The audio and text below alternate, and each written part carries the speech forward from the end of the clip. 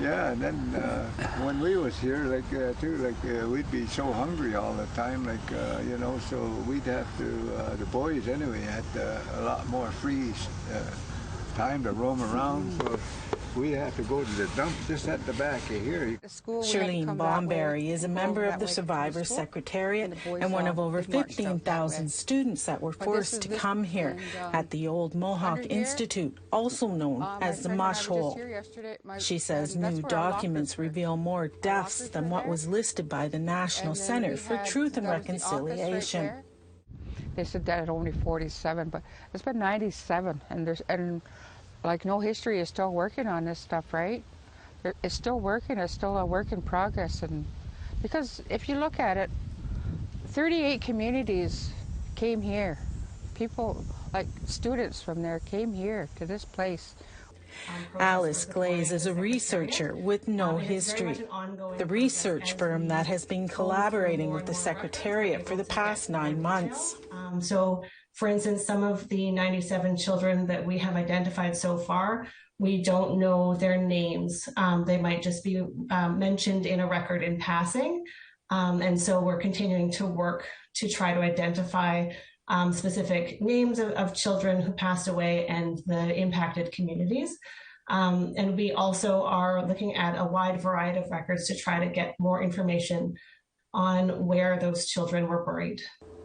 As for the ground search, Geronimo Henry says it's still ongoing. He says it's a lot of work. I understand there's only maybe 2 people in Ontario that can read this data. So I don't, like in each one of these squares you see here, and it seems like to me we have like over 100 of these squares done, and we're waiting for, and I think everybody's kind of waiting to see if there's unmarked graves here. Survivor John Elliott is doubtful he'll see the end results. I don't think I'll see it at the end of my lifetime. I'm 85 years old, and I think so far as they've gone with them grids right now, it's only maybe 5.5 acres or something like, and there's 600 acres around here to do. So, like I say, I'll probably never see the end of it.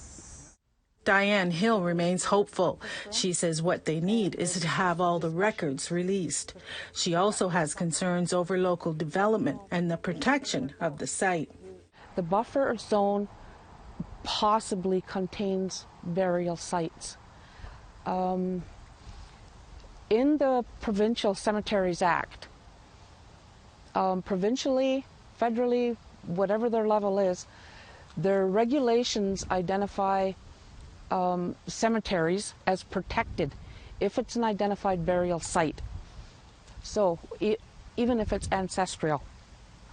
If it's a native ancestral burial site, it is not protected. According to Hill, a meeting is planned later this month with developers, city officials, and archaeologists to discuss the protection of the buffer zone. Annette Francis, APTN National News, Brantford.